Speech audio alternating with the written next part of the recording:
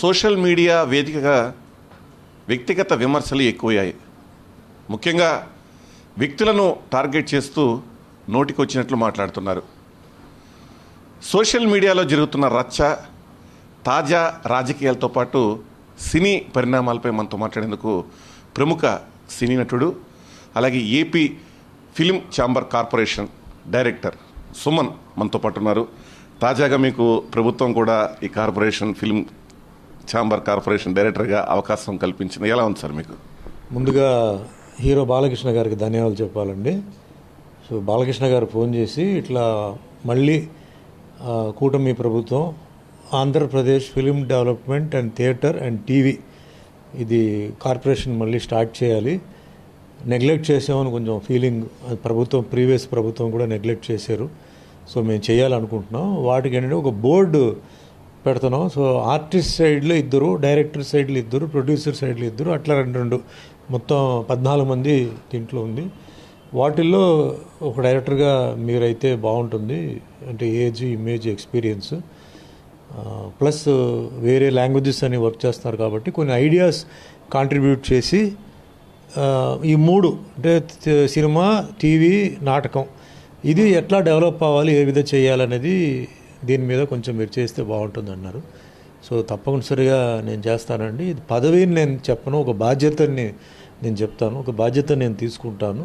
నా శాయశక్తి మీద నేను ఆంధ్రప్రదేశ్లో షూటింగ్స్ తర్వాత మెల్లిగా ఏంటంటే స్టూడియోస్ కూడా ఏ విధంగా చేయాలి అంటే లాస్ లేకుండా, ప్రభుత్వానికి లాస్ లేకుండా, అలాగే నిర్మాత కూడా లాస్ లేకుండా ఏ విధంగా చేయాలి, షూటింగ్స్ ఏ విధంగా చేయాలి, అలాగే టీవీ ఇవన్నీ చేయాలని చెప్పి నేను సరే అని చెప్పి మొన్న లాస్ట్ మంత్ 1.5 మంత్ తీసుకున్నాం. ఫస్ట్ బోర్డు మీటింగ్ కూడా మొన్న 15వ తారీఖుకి జరిగింది. మా రిప్రజెంటేషన్స్ అని ఇచ్చాం, ఏ విధంగా చేస్తే బాగుంటుంది. అదే ఇండివిజువల్ రిప్రజెంటేషన్. నాతో పాటు హీరో శివాజీ కూడా వన్ ఆఫ్ ది డైరెక్టర్స్, మిగతా వాళ్ళందరూ ప్రొడ్యూసర్ సైడ్లో, డైరెక్టర్ సైడ్లో చేసాం. సో ఒక బాధ్యత నాకు ఇచ్చినందుకు ముఖ్యమంత్రి గారు చంద్రబాబు నాయుడు గారికి, హీరో బాలకృష్ణ గారికి మనస్ఫూర్తిగా నేను ధన్యవాదాలు చెప్తున్నాను. అంటే మీకు సముచిత స్థానం లభించిందని ఒక నమ్మకం ఉందా సార్? ఇప్పుడు పదవీలు చాలా మందికి ఇస్తుంటారండి. ఇప్పుడు అది పదవి అని చెప్తున్నాను. ఇప్పుడు నేను ఇది ఏం ఫీల్ అవుతున్నానంటే నా సబ్జెక్టుకి తగ్గ పదవి ఇది. అంటే పదవిని నేను చెప్పను, ఇది ఒక బాధ్యత నాకు ఇచ్చారు. సో ఈ బాధ్యతను నేను నెరవేరిస్తే ఇది పదవి అని నేను చెప్తాను. ఇప్పుడు ప్రజెంట్ ఏంటంటే సినిమా ఫీల్డ్ తీసుకున్నప్పుడు నాకు సినిమా ఫీల్డ్లో నాకు ఎక్స్పీరియన్స్ ఉంది. నేను ఇప్పుడు 48 సంవత్సరాలు అయిపోయింది. 11 భాషల్లో యాక్ట్ చేశాను. దగ్గర ఒక 1000 సినిమాలు చేశాను. 175 సినిమాలు హీరోగా యాక్ట్ చేస్తున్నాను, తమిళ్, తెలుగు, కన్నడలో. సో ఇది నేను తీసుకోవచ్చని నేను నిర్ణయించుకుని నేను తీసుకున్నాను. అంతేగాని వచ్చింది కదా అని చెప్పి వెంటనే ఏదో తీసుకోవడం అలా కాదు. ఇప్పుడు దీంట్లో డైరెక్టర్గా మాకు కొన్ని బెనిఫిట్స్ ఉంటాయి, మాకు కొన్ని హోదాలు ఉంటాయి, అవి ఉంటాయి. అది కాదు, ఇది నాకు తగ్గ పోస్ట్, ఇది నేను హ్యాండిల్ చేయగలుగుతాను. సబ్జెక్ట్ తెలుసు. ఇప్పుడు కొన్ని ఉంటాయి సార్, సబ్జెక్ట్ తెలియకుండా ఇస్తారు, వాళ్ళు మళ్ళీ వేరే వాళ్ళని అభిప్రాయం తీసుకొని నడిపించాలి. ఇది అలా కాదు, ఎవరిని అడగాల్సిన పని లేదు. నా ఎక్స్పీరియన్స్ నాకు ఉంది. పైకి ఇప్పుడు నేను రిటైర్ అవ్వాలా, ఇంకా నాకు షూటింగ్లో ఉన్నాను, వేరే లాంగ్వేజెస్లో ఉన్నాను. సో ఏ విధంగా చేస్తే అవుతుంది, కాంటాక్ట్స్ మెయిన్గా. ఇప్పుడు మొన్న రీసెంట్గా అమెరికాకి వెళ్ళాను. అమెరికా వెళ్ళిన తర్వాత అక్కడ ఈ సబ్జెక్ట్ గురించి చిన్న డిస్కషన్ జరిగి ఉంటే నేను వాళ్ళకి చెప్పాను, మీరు రండి ప్రభుత్వంతో మాట్లాడదాం, మనం ల్యాండ్ నేను మాట్లాడతానండి, లీజ్ మీద పెట్టుకొని స్టూడియోలు మీరు ఏ విధమైన స్టూడియోలు కట్టాలి. ఇదివరకు లాగా ఏదో పెద్ద భోషాణాలాగా కాకుండా ఇప్పుడు షూటింగ్స్ ఎలా జరుగుతున్నాయో, ఎందుకంటే ఏఐ వచ్చింది, గ్రాఫిక్స్ ఉన్నాయి, అంత పెద్ద స్టూడియోలు అవసరంలా, స్మాల్, మీడియం, బిగ్ సైజ్ పెట్టి అది వయా మీడియాగా ఏ విధంగా చేయాలి అంటే షూటింగ్ లేనప్పుడు వేరే ఫంక్షన్స్కి, మీటింగ్స్కి కూడా రెంట్ ఇచ్చి, అంటే గవర్నమెంట్కి లాస్ లేకుండా. అదే వచ్చి కొంచెం రిసార్ట్స్ లాగా, ఒక రిసార్ట్స్ టైప్లో గెస్ట్ హౌస్, టెక్నీషియన్స్కి కొన్ని ఫ్లాట్స్, ఇది ఖాళీ ఉన్నప్పుడు వేరే వాళ్ళకి కూడా రెంట్ ఇచ్చేలాగా, అంటే ప్రభుత్వానికి ఆదాయం వచ్చేలాగా షూటింగ్స్ ఉన్నప్పుడు ఆ టెక్నీషియన్స్కి, ఆర్టిస్ట్కి ఉండేలాగా మంచి ఒక వాతావరణం, అంటే కెమెరా బయటికి తీసుకెళ్తే పక్కనే నది ఉండేలాగా, సముద్రం ఉండేలాగా, ఈ విధంగా అన్నీ ఆలోచించి ప్రజెంటేషన్ చెప్పాం. అది కన్సిడర్ చేస్తున్నాను. అంటే మీ సలహాలు, సూచనలు ప్రభుత్వం తీసుకునే అవకాశం ఉంటుంది, ఎందుకంటే ప్రభుత్వం మీకు ఆ పదవి ఇచ్చింది కాబట్టి. కానీ మీరు సీనియర్ నటుడు, సినీ పరిశ్రమలో చాలామంది సీనియర్ నటులు ఉన్నారు, వాళ్ళు దీన్ని ఏకీభవిస్తారా? అంటే సుమన్ గారు అంటే ఇప్పటికీ వాళ్ళకి అభిమానం ఉంటుందా? చాలామంది మెగాస్టార్ చిరంజీవి ఉన్నారు, ఇంకొంతమంది నటులు ఉన్నారు కదా, వాళ్ళందరూ దీనికి ఒప్పుకుంటారా? మీ నిర్ణయాలు వాళ్ళు స్వాగతిస్తారా? ఇప్పుడు నేను నా ఒపీనియన్ నేను చెప్తానండి. నా ఒపీనియన్ తీసుకోవాలని నేను చెప్పట్లేదు. నేను అన్నీ ఫస్ట్ ఏంటంటే ఆలోచించాల్సింది ఏంటంటే గవర్నమెంట్, ఎందుకంటే గవర్నమెంట్ ఇది, ప్రైవేట్ కాదు. గవర్నమెంట్ది ఏ విధంగా ఆదాయం వస్తుంది? గవర్నమెంట్ వచ్చేసి కళాకారులకి, టెక్నీషియన్స్కి ఇక్కడ షూటింగ్ జరగాలని చెప్పేసి, ముఖ్యంగా ఇక్కడ ఆంధ్రలో ఉన్న వాళ్ళకి షూటింగ్ జరగాలి, మళ్ళీ వాళ్ళు బయట ఊరు పోకుండా వాళ్ళ ఊర్లోనే వాళ్ళు చేస్తే వాళ్ళకి ఒక సంతృప్తి ఉంటుంది, ఇది మా ఊరు ఇక్కడ చేసుకుంటామని చెప్పి. సో అది సాటిస్ఫై చేయాలి. అట్ సేమ్ టైం అంటే గవర్నమెంట్ రేట్స్ మీద, ఇప్పుడు బయట ప్రైవేట్ ఈరోజు ఏమైంది, హైదరాబాద్లో రేట్లు విపరీతంగా పెరిగిపోయిందండి. ఏది ఎత్తిపెట్టినా 50,000 లక్ష. ఇది నేను మాట్లాడేది చిన్న నిర్మాతలకండి, పెద్దవాళ్ళు కాదండి. పెద్దవాళ్ళు దీనికి రారు, వాళ్ళకి అవసరం లేదు, వాళ్ళంతా ఫారిన్ షూటింగే, ఎక్కువ ఫారిన్. ఒక షెడ్యూల్ హైదరాబాద్లో ఎక్కడో చేస్తారు, మిగతాంతా ఫారినే. వాళ్ళు కాదు, నేను ఇప్పుడు పనిచేసేది చిన్న నిర్మాతలకి, చిన్న దర్శకులకి, కొత్త ఆర్టిస్టులు, టెక్నీషియన్స్, వాళ్ళు సఫర్ అవుతున్నారు. వాళ్ళకి షూటింగ్ చేయడానికి పాపం బడ్జెట్, కానీ అక్కడ కెమెరా ఎక్కడ పెడితే డబ్బు, విపరీతమైన డబ్బు, మేము చేయలేకపోతున్నామండి. కానీ చేయాలని ఉంది. అది ఒకటే కాదు, ఈరోజు షార్ట్ ఫిలిం ఉంది, ఈరోజు ఓటీటీ ఉంది, ఈరోజు వెబ్ సిరీస్ ఉంది. వీళ్ళందరికీ యూజ్ అయ్యేలాగా, నేను షార్ట్ ఫామ్లో మీకు ఫిలిం చెప్పాను, బట్ ఫిలింలో OTT, short film, web series, ఇవన్నీ ఏంటంటే కంఫర్టబుల్గా చేసేలాగా ఉంటాయి. ఇదన్నీ ఆల్మోస్ట్ ఫస్ట్ బ్యాచ్ ప్రొడ్యూసర్ కాకుండా సెకండ్ బ్యాచ్ ప్రొడ్యూసర్ కింద లిస్ట్ కిందనే వస్తుంది, భారీ బడ్జెట్ సినిమాలు కాదు. సో ఇప్పుడు ఏంటంటే వాళ్ళకి ఏ విధంగా గవర్నమెంట్ సహకారం చేసి షూటింగ్లు జరిగితే చాలామంది కళాకారులకి, చాలామంది ఎంప్లాయీస్కి ఉద్యోగం వస్తుంది అని ఆ దృష్టితో నేను చెప్పాను. సరే, నాది బాగుంటే ఓకే, బాగాలేకపోతే బాగాలేదు, అంతే. అంటే ఫిలిం ఛాంబర్ నుంచి సెన్సార్ బోర్డుకి సలహాలు ఇచ్చే అవకాశం ఉంటుంది. ఎందుకంటే మీరు గతంలో చెప్పారు, సినిమాల్లో జుగుప్సకరంగా కొన్ని సన్నివేశాలు ఉండకూడదు, మహిళలంటే ఇలా ఉండాలి. అంటే మీ సలహాలు వాళ్ళు తీసుకుంటారా సెన్సార్ బోర్డు వాళ్ళు? అప్పుడు నేను సెన్సార్ బోర్డులో పెట్టాలి.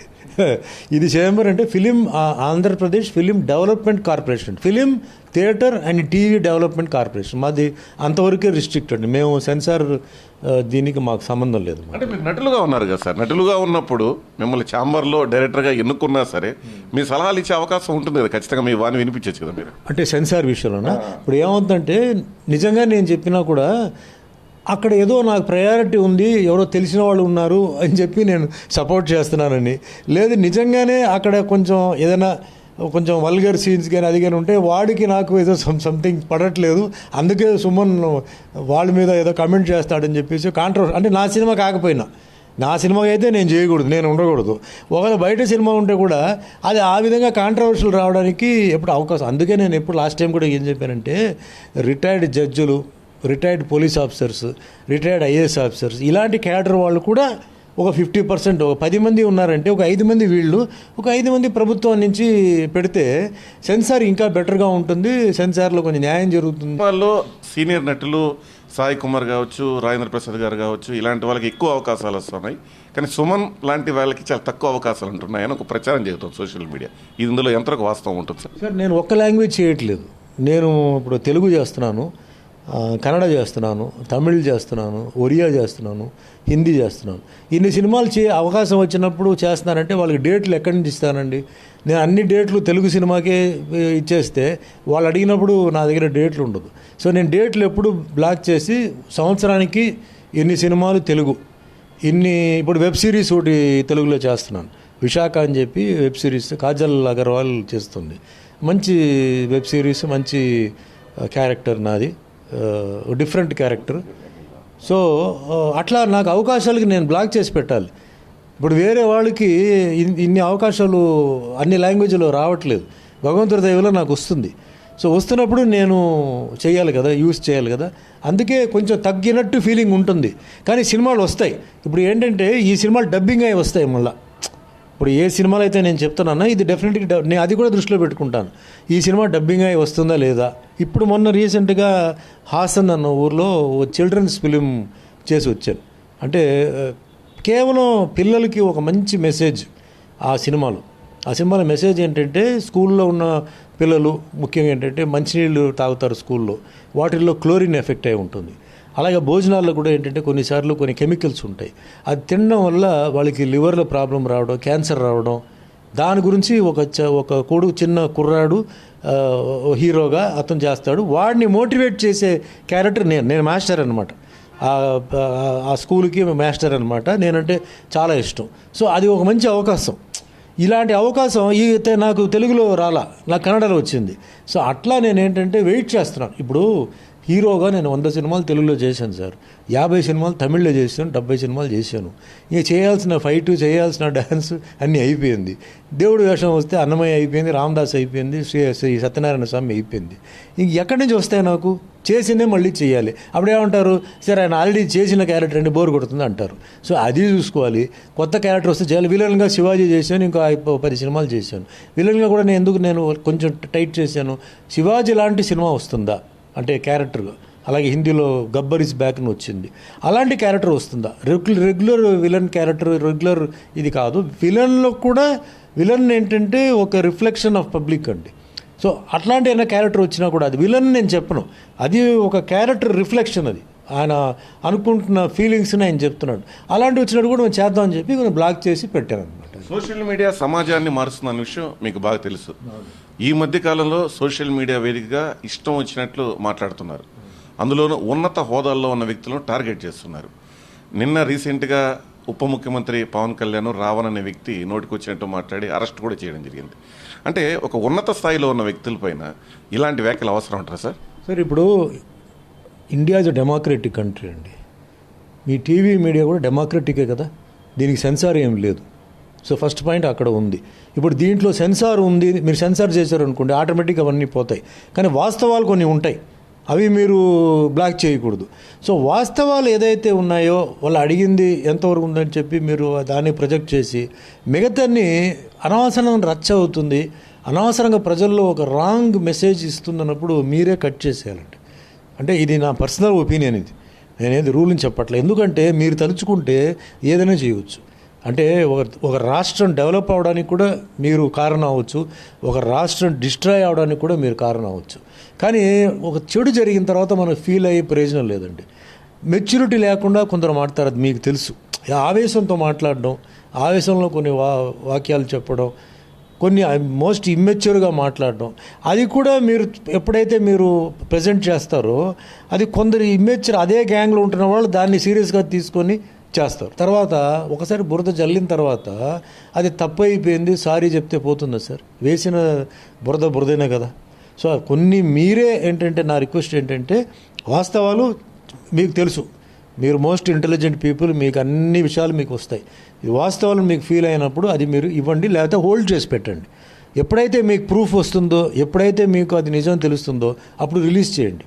అంతేగాని అన్నీ చేసి ఆ మనిషి మీద ఒక బ్యాడ్ చెప్పి మేల్ ఆర్ ఫీమేల్ అని ఒక మాటతో అది పోదండి, అది డ్యామేజ్ అవుతుంది. సో అది మీ చేతిలోనే ఉందన్నమాట. అంటే అలాంటి వ్యక్తులు సమాజానికి అవసరం ఉంటారు సార్? అసలు ఏం చెప్తాం, ఇప్పుడు వాళ్ళు ఉంటారు, మా ఇష్టం, మాకు నోరు ఉంది, మేము చెప్తాం, నువ్వెవరు అడగడానికి, ఇది ఇండియా వచ్చేసి డెమోక్రటిక్ కంట్రీ, మేము అడుగుతాం చెప్తా ఉంటారు. అది మనం ఏం చెప్పలేము కదా. ఆడియన్స్ కూడా పబ్లిక్ కూడా ఏంటంటే కొంచెం ఆలోచించాలి సార్. అది చెప్పేవాడు ఎలాంటి వాడు. ఇప్పుడు నా గురించి ఎంతోమంది కమెంట్ చేయవచ్చు, కానీ ఎవరు కమెంట్ చేస్తారో దాన్ని బట్టి నేను ఫీల్ అవ్వాలి. అంటే ఇక్కడ చిన్న వ్యక్తులు కాదు సార్, చిన్న స్థాయి వ్యక్తులు అయితే కాదు.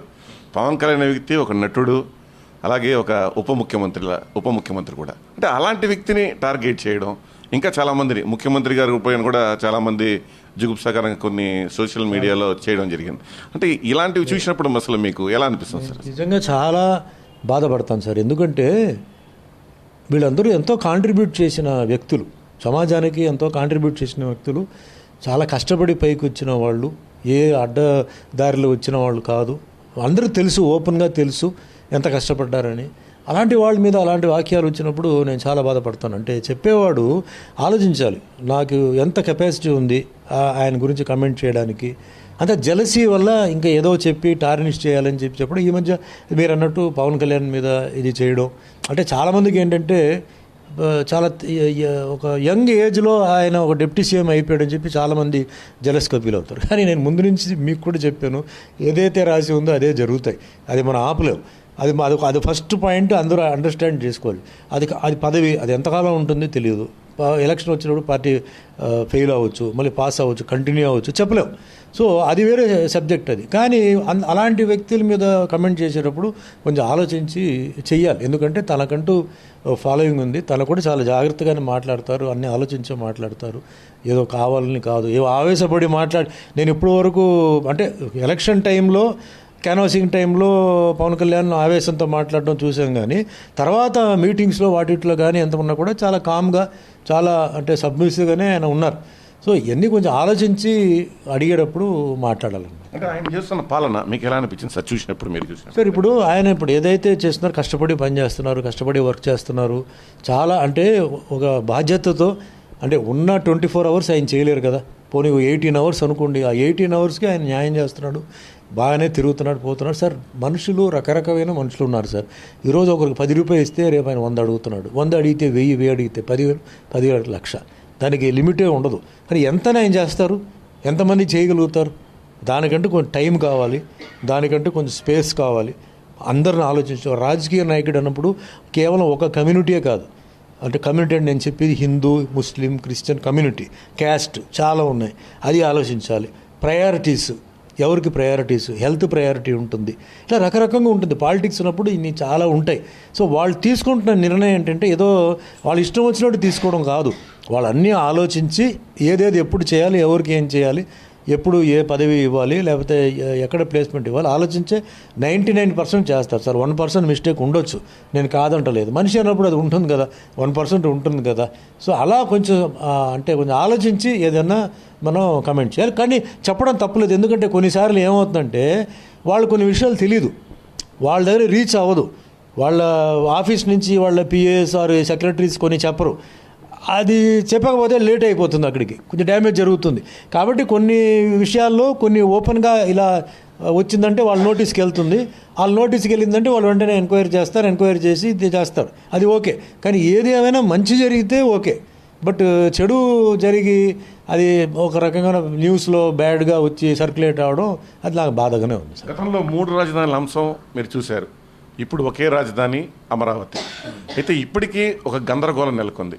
మావిగన్ అనే పేరు పెట్టాలి, రాజధాని తీసుకొస్తామని ఒక ప్రచారం చేస్తున్నారు. మీకు ఏది నచ్చుతుంది సార్? మావిగన్ నచ్చుతుందే, అమరావతి నచ్చుతుంది?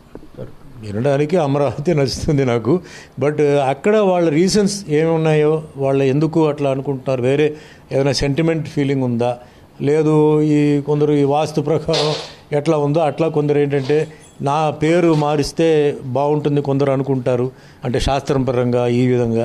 మరి అలాంటివి ఉంటే మనం ఏం కమెంట్ చేయడానికి లేదు. అంటే మీరు చూసారా సార్ అమరావతి నిర్మాణం ఎలా జరుగుతుంది, మీరు గమనించారు? అసలు నేను ఎక్కువగా ఆ సైడ్ వెళ్ళలేదు సార్. అయితే విజయవాడ వెళ్తున్నాను కానీ అమరావతి చూస్తున్నాను. ఇప్పుడు ఆ ఓఆర్ఆర్ రోడ్డు తర్వాత కనెక్టివిటీ అదంతా ఇప్పుడు మామూలుగా ఎయిర్పోర్ట్ నుంచి ఇప్పుడు వేరే రూట్ పెట్టారు, లోపల చాలా స్పీడ్గా వెళ్తుంది. ఇంతకు ముందు అయితే చాలా లేట్ అయ్యేది. ఇంకా డెవలప్మెంట్ జరగాలి, డెవలప్మెంట్ జరగడానికి చాలా పనులు ఉన్నాయన్నమాట, జరగాలి. జరిగితే మట్టుకి డెఫినెట్లీ అమరావతి డెవలప్ అవుతుంది సార్. మీరు గతంలోనే తమిళనాడు రాజకీయాల గురించి టీవీ5తో ప్రత్యేకంగా మాట్లాడారు. సినీ నటుడు విజయ్కు అదృష్టం కలిసి వస్తే ముఖ్యమంత్రి అయ్యే అవకాశం ఉందన్నారు. ఆయన ముఖ్యమంత్రి అయ్యారు, ఇప్పుడు పాలన సాగిస్తున్నారు. అయితే ఆయన ముఖ్యమంత్రి అయిన కొన్ని నెలలకే ఒక కుట్ర జరుగుతుంది సార్. కొంతమంది బయట వ్యక్తులు ప్రభుత్వాన్ని కూల్చేందుకు కుట్ర చేస్తున్నారు. ఒక్కొక్క ఎమ్మెల్యేని 35 కోట్ల రూపాయలు పెట్టి కొనేందుకు ప్రయత్నం చేస్తున్నారు. అంటే ఒక సినీ నటుడు ముఖ్యమంత్రి అవ్వడం, ప్రజల్లోకి వెళ్ళడం, ఇది చాలామందికి ఇష్టం లేదనుకోవచ్చు మనం. అంటే సినిమాలో ఫీల్డ్లో ఉన్నోళ్ళు ముఖ్యమంత్రి కాకూడదా సార్? ఇప్పుడు జనరల్గా ఏంటంటే ఎన్టీఆర్ గారు వచ్చే వరకు ఎవరికి ఇష్టం లేదు సార్. అంటే ఓన్లీ ఆ రాజకీయం పార్టీలు ఉన్న వాళ్ళలోనే, అది అప్పట్లో ఏ పార్టీ ఉన్నా సరే వాళ్ళే ఉండాలి అని అనుకున్నారు. ఆ సమయంలో ఎన్టీఆర్ గారు ఇంకా మనం వేరే ఒక పార్టీ పెట్టాలి, కాంగ్రెస్కి ఆపోజిట్గా పెట్టాలి అని డిసైడ్ చేసి 8 నెలల్లో ఆయన సెన్సేషన్ వచ్చి. అంతకుముందు సీఎంగా యాక్టర్ కమ్ సీఎం అయింది ఎంజీఆర్ గారు ఇదే ఆయన ఫాలో చేశారు. అంటే ఆ తమిళనాడులో ఒక సినిమా నటుడు హీరో సీఎం అవగలుగుతాడని ప్రూవ్ చేసింది ఫస్ట్ ఎంజీఆర్ గారే. అదే దీని మీద ఎన్టీఆర్ గారు కూడా లైన్స్ తీసుకొని ఆయన అంటే పౌరాణిక డైలాగులు, పౌరాణిక ఇవన్నీ చేసుకొని ఆయన మొత్తానికి చేసి బీసీలకి ముఖ్యంగా ఏంటంటే ఇంపార్టెన్స్ ఇచ్చి, అంటే అప్పటిదాకా బీసీలకి లేవు, తర్వాత ముఖ్యంగా కొన్ని రైతుల విషయంలో, తర్వాత ఆడవాళ్ళకు కూడా 50% వాళ్ళ ఆస్తిలో వాళ్ళకి హక్కు ఉందని చెప్పి ఇట్లా కొన్ని వెరైటీస్ కొన్ని ఆయన చేయడం జరిగింది. తర్వాత ₹2 కిలో బియ్యం ఆ విధంగా చేయడం జరిగింది. అప్పుడు ఏమైంది, అందరికీ ఆయన మీద చాలా అసూయ ఫీల్ అయ్యారు. ఈయనేంటి వచ్చి ఇలా చేస్తున్నాడు, అది చేస్తున్నాడు, వాళ్ళు ఎందుకంటే వాళ్ళు చేసిన ఫలితాలు ఆయన స్వీప్ చేశారనమాట. సో అప్పటి నుంచి ఏమైందంటే ఒక ఆర్టిస్ట్, సినిమా ఆర్టిస్ట్ వస్తున్నారంటే కొంచెం వాళ్ళకి ఫీలింగే, వీళ్ళేంటి వీళ్ళు షూటింగ్ చూసుకొని వీళ్ళు ఉండొచ్చు కదా, వీళ్ళెందుకు పాలిటిక్స్కి రావాలి. కానీ ప్రజల్లో ఆ ఫీలింగ్ ఉంది. ప్రజలు ఇప్పుడు ఈరోజు విజయ్, నేను మీకు ఫస్ట్ నేను చెప్పింది నేనే, ఆయన టైం బాగుందంటే ఆయన ఖచ్చితంగా ఆయన గెలుస్తాడు సార్. ఆయన దాన ధర్మాలు ఏమీ చేయలే, కానీ ప్రజలు ఆయన సైడ్లో ఉన్నారు. Teenage, middle age, old age, Hindu, Muslim, Christian అంటే ఎక్కువగా ప్రతి ఒక్కరు నోట్లో నేను తమిళనాడు వెళ్ళినప్పుడంతా విజయ్ విజయ్ విజయ్ విజయ్ అని. అంటే అప్పుడు ఉన్న ఎగ్జిస్టింగ్ పార్టీల మీద వాళ్ళు విసుగు వచ్చేసిందండి. వాళ్ళకి వేరే ఒక మనిషి కావాలి. కరెక్ట్ టైంకి ఈయన కనపడ్డాడు. ఈయన సినిమాల్లో మెసేజ్, ఈయన మీద క్రేజ్. ఇప్పుడు విజయ్లో గెలిచాడంటే సార్ ఒక 20% ఆయన అభిమానులు అంట. ఈ అభిమానులు ఏది ఆశించకుండా, అంటే విజయ్ వస్తే నాకు ఇది జరుగుతుంది, విజయ్ వస్తే నాకు ఇది వస్తుంది, కానీ కేవలం విజయ్ ముఖ్యమంత్రిగా చూడాలి అని ఫీల్ అయిన బ్యాచ్ ఒకటి. కొందరేమో విజయ్ వస్తే మాకేంటి లాభం, మనం వెళ్తాం పని చేస్తాం, మనకేంటి లాభం. కొన్ని విజయ్ కమ్యూనిటీ వాళ్ళు, క్యాస్ట్ వాళ్ళు, మా క్యాస్ట్కి ఏదో జరుగుతాయి, మా క్యాస్ట్కి ఏదో కొంచెం హెల్ప్ అవుతుంది, ఇట్లా డిఫరెంట్ వాళ్ళు వచ్చారు. సో మొత్తానికి ఏమైందండి, ఇది ఒక సైడ్ ఉంటే, ఒక సైడ్ ఏమో కొత్త మనిషి కావాలి, మన పాత వాళ్ళు వద్దు. పాత వాళ్ళు చెప్పింది ఒకసారి వీళ్ళు చెప్తారు, ఒకసారి అదే మ్యాటర్ వాళ్ళు చెప్తున్నారు, కానీ పని జరగట్లా. సో కొత్త మనిషికి పెడతాం. ఈయన చెప్పిన కొన్ని విషయాలు, ఈయన చెప్పిన కొన్ని వాక్యాలు అవతల పార్టీ మీద, వీళ్ళ పార్టీ మీద, తర్వాత బోల్డ్ డిసిషన్గా ఆయన ఏంటంటే ఎవరితో ఆయన అప్పుడు ఏంటంటే నాకు వద్దు, నేను వెళ్తాను సెంట్రల్లో కూడా నాకు ఎవరితో వద్దు, డూ ఆర్ డై నేనే అని చెప్పి డిసైడ్ చేసి ధైర్యంగా ఆయన వెళ్ళడం, ఇవన్నీ వాళ్ళకి నచ్చింది. గెలిచాడండి. గెలిచిన తర్వాత ఏమైంది, నేను అప్పుడు కూడా కుంభకోణంలో అంటే ఊరిలో నేను ప్రెస్ మీట్లో కూడా ఒకటి చెప్పాను, విజయ్ గెలవడం గ్యారంటీ అండి, కానీ గవర్నమెంట్ ఫార్మేషన్ వచ్చినప్పుడు ఇతని వల్ల ఒక గవర్నమెంట్ ఫార్మ్ అవుతుందా, లేకపోతే ఇతను గవర్నమెంట్ ఫార్మ్ చేయడానికి ఇతనికి ఏదైనా వేరే వాళ్ళది హెల్ప్ వస్తుందా అనేది ఒక డౌట్ నాకు ఉంది. బట్ గెలవడం ఈయనే, మ్యాక్సిమం ఈయనే చేస్తారు చెప్పాను. అదేవిధంగా జరిగింది. ఆయనకి అంత వచ్చిన గవర్నమెంట్ ఫార్మేషన్కి మళ్ళీ వేరే హెల్ప్ తీసుకున్నాడు, లక్కీగా వచ్చింది. సపోజ్ రాలేదనుకోండి ఆ హెల్ప్, అప్పుడు గవర్నమెంట్ ఫార్మేషన్ లేదు, కానీ టైం బాగుంది, గవర్నమెంట్ ఫార్మేషన్ అయిన తర్వాత ఇంకా అందరూ వెళ్ళిపోయి జాయిన్ అయిపోయారు. ఇప్పుడు ఏమైపోయింది, ఆయనలో కొన్ని కొత్త రూల్స్ తీసుకురావడం, అంటే ఈ ముఖ్యంగా వైన్ షాప్స్ అన్నీ స్కూల్, కాలేజ్, డివోషనల్ ప్లేసెస్లో తీసేయడం, అట్లా కొన్ని కొత్తగా చేస్తున్నాడు. ఇది కొందరికి వ్యాపారంగా కొందరికి ఇబ్బంది అవుతుంది, కొందరికేమో అలా చేయడం వల్ల ఆయనకి బాగా ప్లస్ అవుతుంది, అది వాళ్ళకి ఇష్టం లేదు. సో అట్లా రకరకంగా ఉంది. ఎట్లాగైనా సరే ఆయన్ని లాగాలి కింద, అట్లా ఆయన కిందకి తోసేయాలని చెప్పేసి ప్రయత్నం ఉంది. పాలిటిక్స్లో ఈ డబ్బు పెట్టి కొనడం, డబ్బు పెట్టి చేయడం అనేది కామన్ అండి. కానీ ఇప్పుడు ఆయనకి ఏంటంటే భయంకరమైన క్రేజ్ ఉందండి, పబ్లిక్ సపోర్ట్ భయంకరంగా ఉంది. అతను అలాంటి లీడర్ మాకు కావాలి. ఆయన గురించి ఎవరైనా అక్కడ చెప్పారంటే తంతారు, అంత క్రేజ్ ఉంది. చిన్న పిల్లల నుంచి క్రేజ్ ఉంది. సో ప్రస్తుతానికి నా దృష్టిలో ఏంటంటే అట్లాంటి అంటే భయం ఏమీ లేదు, అది జరుగుతుంది. ఒకవేళ వీళ్ళు వెళ్ళినా కూడా అక్కడ వేరే వాళ్ళు వచ్చి మళ్ళీ ఏదైనా జరిగినా కూడా ఆయనకే సింపతి వస్తుంది. ఇప్పుడు జనరల్గా ఏమవుతుందంటే ఇలాంటి సిచ్యువేషన్లో కొందరు దించి రీఎలక్షన్ పెడితే డబుల్ సింపతి వస్తుంది. మొత్తం 234 సీట్స్ ఆయనకే పోవచ్చు, చెప్పలేం. సో ఇటువంటి సిచ్యువేషన్ ప్రజెంట్ చెన్నైలో ఉందని నా అభిప్రాయం. తమిళ సినీ రంగంలో కూడా మీరు ఎన్నో సినిమాలు చేశారు. మొదటి సినిమా 78లో మీ సినిమా రావడం జరిగింది. అంటే మీకు ఎక్కువగా తమిళనాడు పాలిటిక్స్ కూడా చూస్తున్నారు, ఆంధ్ర పాలిటిక్స్ చూస్తున్నారు. ఒకవేళ విజయ్ మిమ్మల్ని పిలిచి తమిళనాడులో నెక్స్ట్ ఎలక్షన్లో పోటీ చేయమంటే వెళ్తారా? సార్ నాకు అట్లా ఏం ఇప్పుడు నిజంగా నా పొలిటికల్ గురువు చంద్రబాబు నాయుడు గారు అండి. నేను ఫస్ట్ అప్పుడు నారా రామూర్తి నాయుడు గారు పరిచయం అవ్వడం, ఇదే తిరుపతిలో మాకు దర్శనాలు కావాల్సి వస్తే హెల్ప్ చేయడం, అప్పుడు పాలిటిక్స్ గురించి ఏం లేదు. ఆయన నా అభిమానిగా వచ్చి నాతో మాట్లాడడం, నేను ఆయనతో కలవడం జరిగింది. దాని తర్వాత క్రైసిస్ వచ్చిన తర్వాత ఆయన అప్పుడే ఆఫర్ చెప్పాడు, నేను అన్నయ్య దగ్గర తీసుకెళ్తాను, మీకు ఏదైనా టికెట్ కావాలంటే టికెట్ ఇస్తాను, కానీ మీరు వచ్చి పార్టీలో మీరు జాయిన్ అవ్వాలండి, మీ సపోర్ట్ కావాలి ఆ క్రైసిస్లో అన్నాడు. నాకు టికెట్ వద్దు రామూర్తి అన్న, నేను వస్తాను, పనిచేస్తాను అని చెప్పి ఆ సమయంలో నేను క్యాన్వాసింగ్ చేశాను. మీకు గుర్తుందో లేదో ఆ సమయంలో టెర్రరిజం, నక్సలిజం, ఫ్యాక్షనిజం వచ్చేసి అప్పుడు రంగా, నెహ్రూ వాళ్ళది అక్కడ, పరిటాల రవిది, సూరిది, ఈ బీభత్సమైన టైం. నక్సలిజం భయంకరంగా ఉండేది అప్పుడు, బాంబ్ బ్లాస్ట్లు.